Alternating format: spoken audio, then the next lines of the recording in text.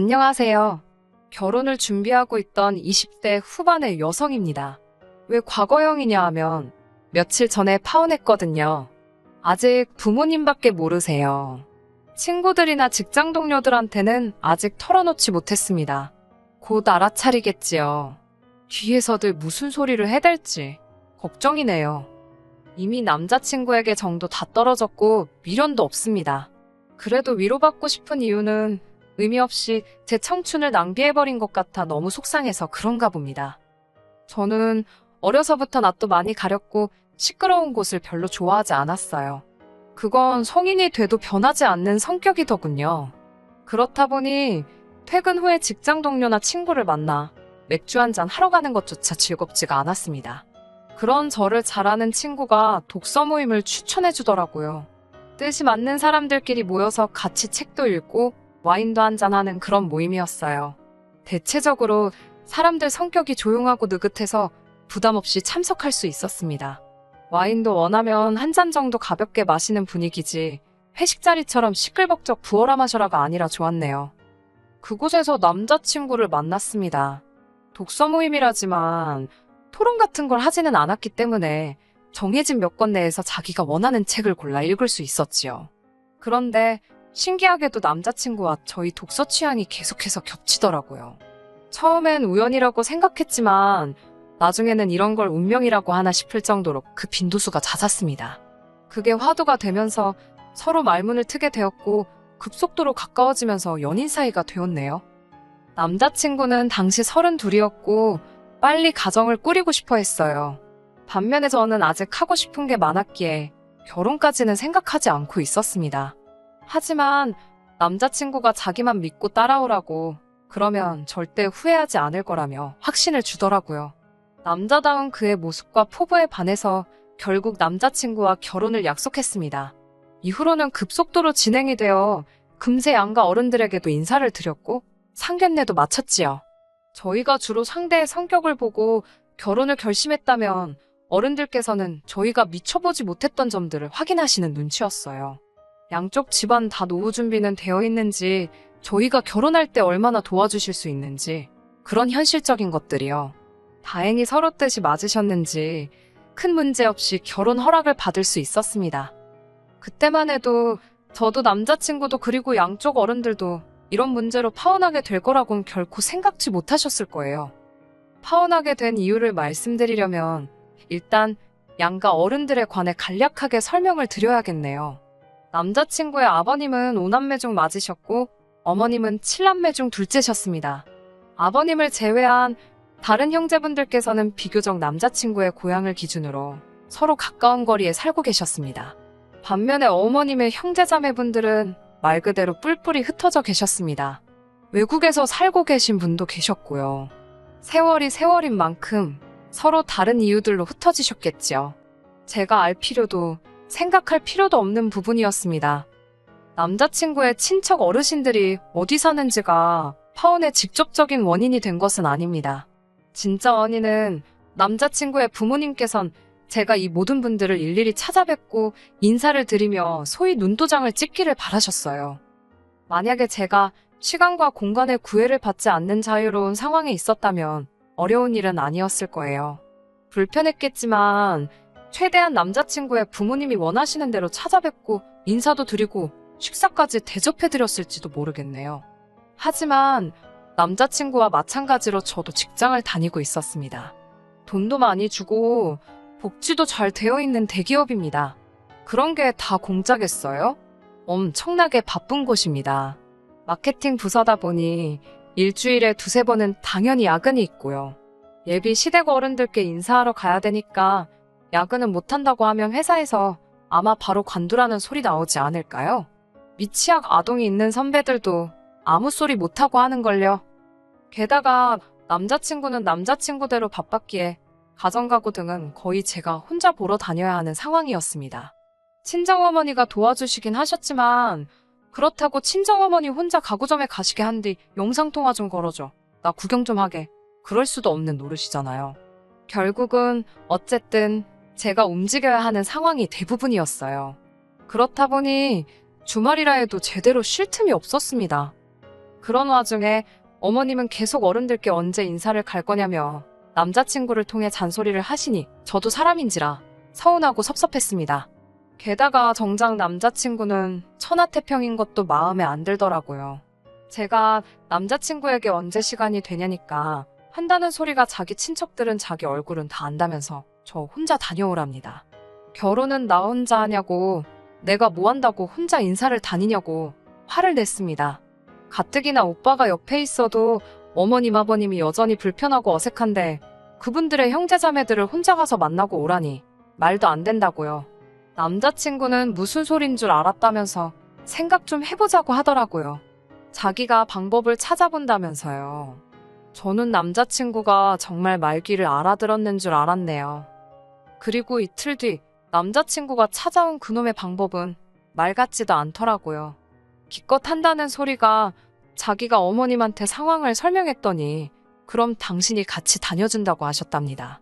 어차피 다 한 가족이 될 거고 명절이며 기념일이며 줄기차게 봐야 하는 사이인데 어색하긴 뭐가 어색하냐면서 이참에 눈도장 확실히 찍고 친해지면 된다고 하셨답니다. 어머님께서 주말 아침마다 노래 배우신다고 동네 문화센터에 나가시는데 저 때문에 당분간 그것도 쉬겠다 하셨다면서 남자친구는 자기 어머니 같은 시어머니가 어딨냐고 저더러 진짜 복받은 며느리라고 그러더군요. 어머니한테 잘해드려 진짜 좋은 분이야. 그 소리도 잊지 않던걸요. 이때 뭔가 기분이 싸하고 찝찝하기는 했어요. 그래도 파혼까지는 생각 못했지요. 비록 속으로 망했다, 더 귀찮게 됐다, 차라리 혼자가 나으려나 그런 생각은 들었지만요. 그런 이유로 자연스럽게 어머님 손에 제 연락처가 넘어가게 되었는데 진짜 문제는 그때부터였습니다. 어머님께서는 친척분들과 약속을 잡으신다며 수시로 저에게 연락을 해오셨어요. 하지만 일을 하다 보면 문자를 늦게 볼 수도 있고 전화를 못 받을 수도 있잖아요. 어머님은 그걸 못 견뎌 하시더군요. 그럴 때면 전화를 10번이고 20번이고 하셨습니다. 처음에는 정말이지 무슨 큰일이라도 난 줄 알고 얼마나 놀랐는지 모릅니다. 답답한 마음에 부모님께 제가 예비 시댁 어른들한테 인사를 다니게 생겼다고 투덜거리니 부모님께서는 한창 결혼 준비하느라 바쁜 사람한테 왜 그런 부담을 주시는 거냐며 이해할 수가 없다 하셨어요. 특히 아버지께서는 너랑 결혼한다는 걔는 뭐하는 자식이냐고 화를 내시더라고요. 이런 건 지가 알아서 중간에서 정리를 해야지 그런 것도 못하는 녀석이냐고요. 제 예상보다 아버지가 화를 크게 내시니까 저도 모르게 중간에서 수습을 해야 할 것 같았어요. 저는 괜찮다고 그냥 다니면 된다며 아버지의 노여움을 풀어드리려고 했지만 별 소용이 없더라고요. 이튿날 출근길에 아버지께서 전화를 걸어오셨어요. 그러더니 이따 퇴근할 때 남자친구도 데리고 오라셨습니다. 그때만 해도 아버지가 무슨 생각을 하고 계신지는 몰랐지만 행여나 남자친구한테 욕이라도 하실까봐 걱정이 되더라고요. 때릴 거냐고 장난처럼 물었더니 넌 아빠를 뭘로 보냐며 신사답게 할 이야기가 있으니 걱정 말고 데리고 오라셨습니다. 그렇게 남자친구를 데리고 집에 오니 부모님께서 고기를 굽고 계셨어요. 생각지도 못한 삼겹살 파티를 하고 한창 분위기가 좋아지자 아버지께서 남자친구에게 종이 한 장을 건네시더라고요. 옆에서 슬쩍 보니까 종이에는 삼촌, 고모, 이모할 것 없이 외가친과 모든 어른들의 이름하고 주소하고 연락처가 적혀 있었습니다. 저희 아버지가 하나하나 손으로 다 정리하셨더군요. 아버지께선 저에게 다 들었다며 어머님께서 그렇게 며느리 예쁨 받으라고 신경을 써주신다니 감사하다 말씀드리라셨어요. 아버지 말씀에 뼈가 있더군요.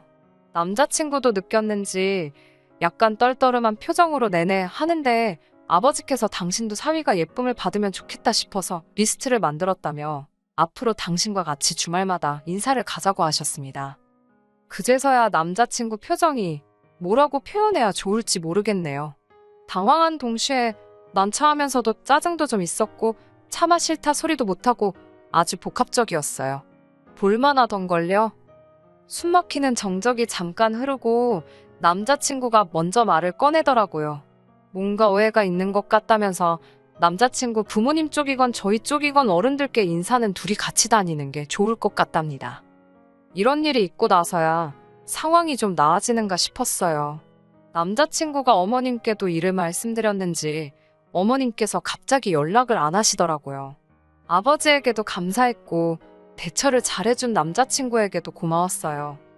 하지만 여전히 양쪽 집안 어른들에게 인사를 드리는 일이 마음처럼 쉽지는 않더라고요. 그분들도 다들 일정이나 사정이 있으셨고 저희도 나름의 스케줄이 있었기에 그걸 또 조율하는 게 쉬운 일이 아니었어요. 남자친구와 상의 끝에 하루에 최대 2분만 뵙는 걸로 정했습니다. 남자친구 쪽 어른 2분이나 저희 쪽 2분이 아니라 양쪽에서 1분씩 해서 총 2분을 뵙자고 구체적으로 조건을 만들었지요. 저희 딴에는 깔끔하게 정리했다고 생각했습니다. 하지만 이게 또 어머님 마음을 상하게 하는 일이 될 줄은 상상도 못했네요.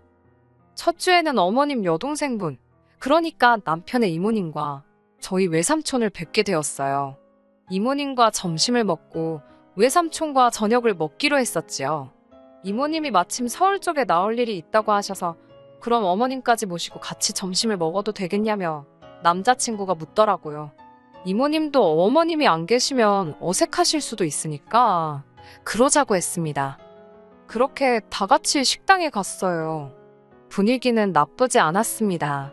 이모님이나 어머님이나 성격이 비슷하셔서 오히려 대하는 게 어렵지는 않더라고요. 이모님께서는 자기 조카 같은 남자랑 결혼하는 저는 정말 행운아랍니다. 저는 속으로 남자친구 식구들은 서로를 참 잘 띄워주는구나 생각했습니다. 한편 남자친구가 그 자리에서 조금만 겸손했다면 참 좋았을 거예요. 여자친구가 더 좋은 사람이라던가 서로 행운아라던가 왜 듣기 좋은 말들 있잖아요.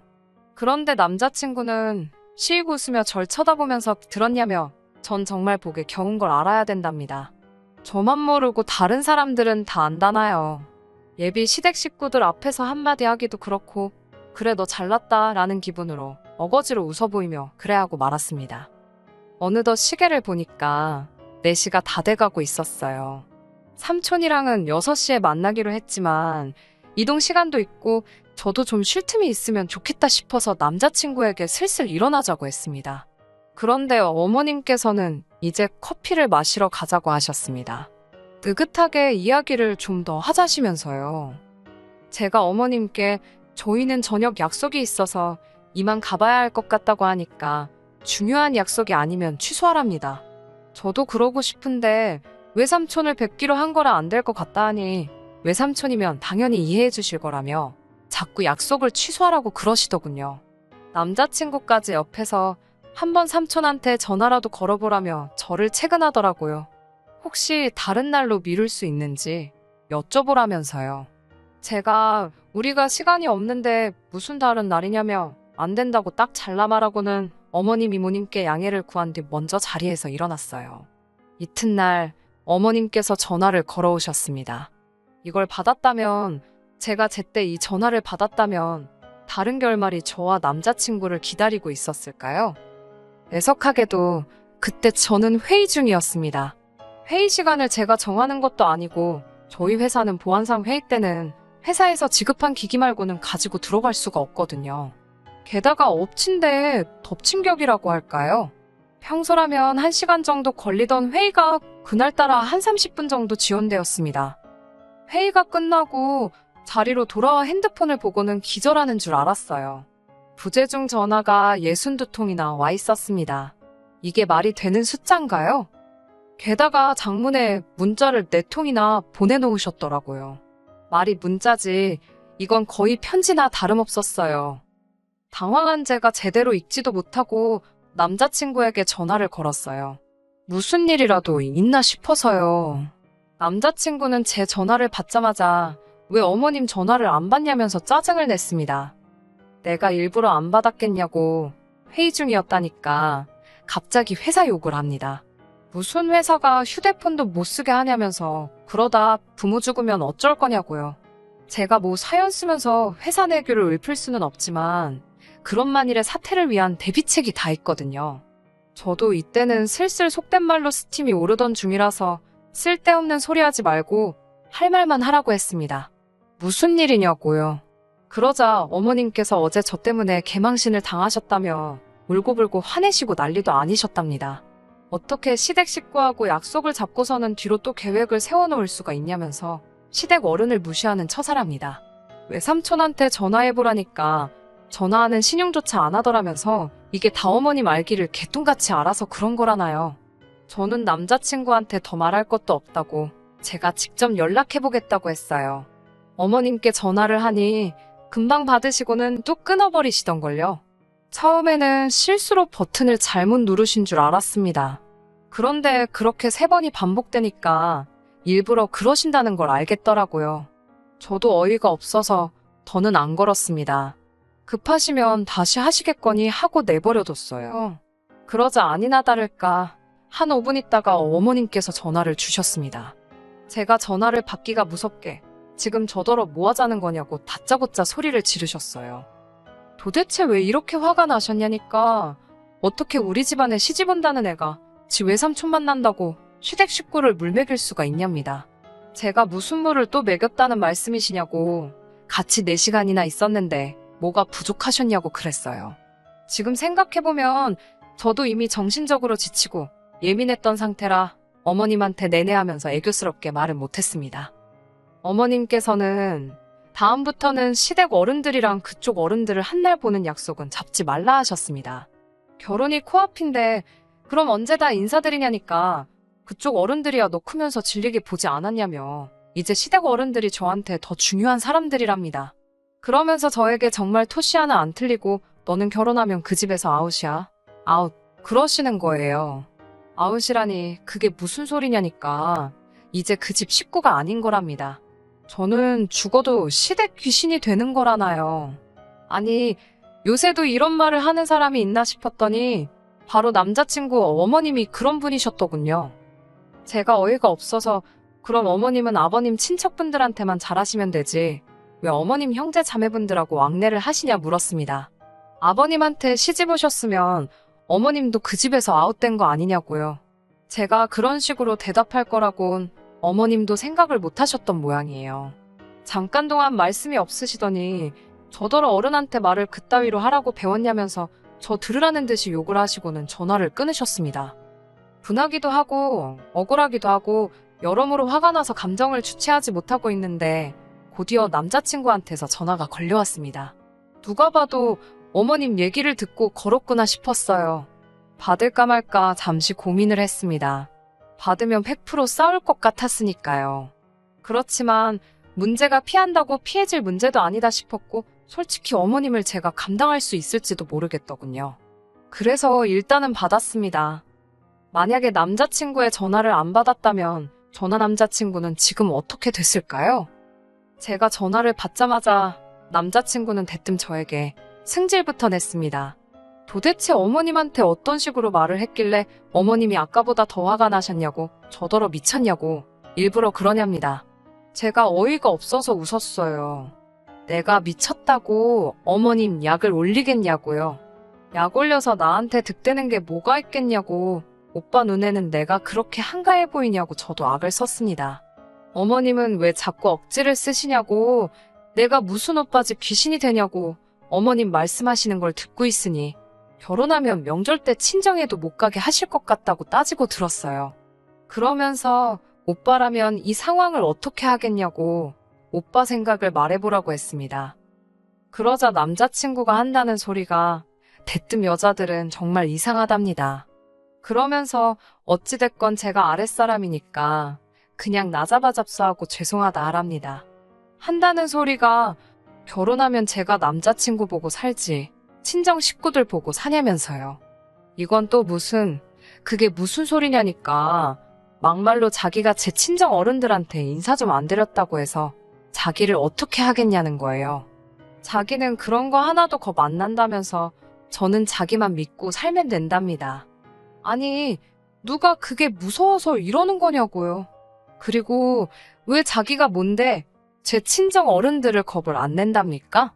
들을수록 언짢고 불쾌한 거예요.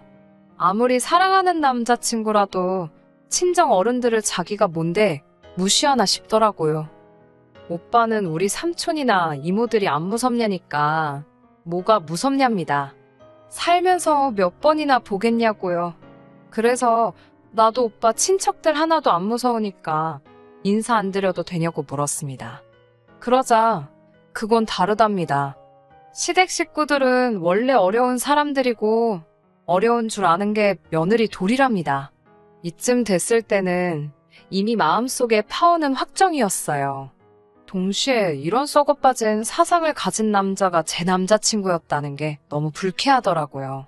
그러면 사위돌이는 뭐냐니까 사위돌이라는 말이 세상에 어디 있냐고 그래요. 사위대접은 들어봤다면서요.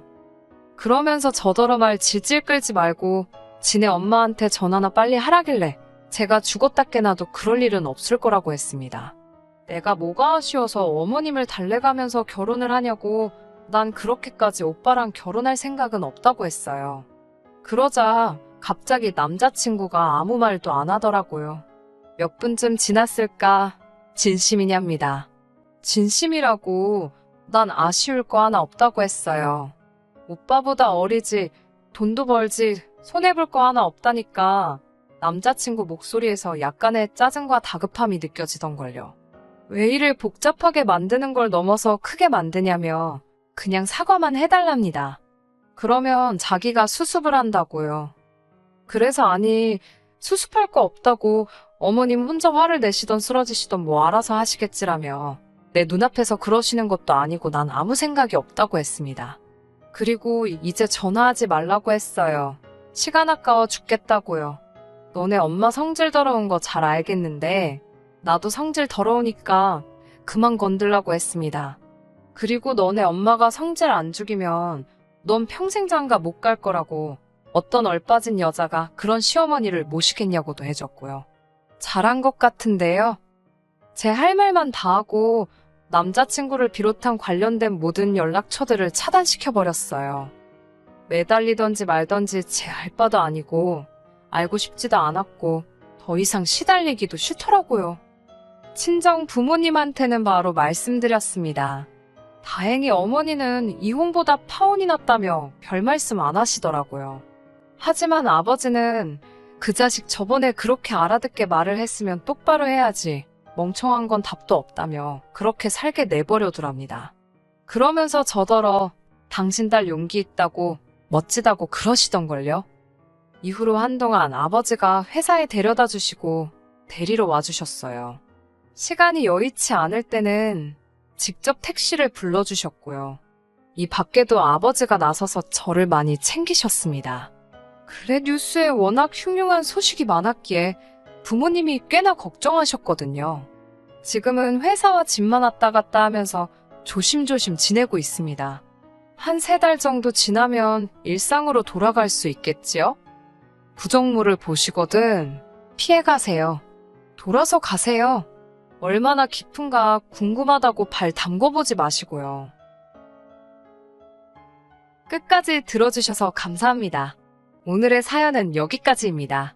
구독과 좋아요, 알람 설정 부탁드리고 더 좋은 사연으로 다시 찾아뵙겠습니다. 감사합니다.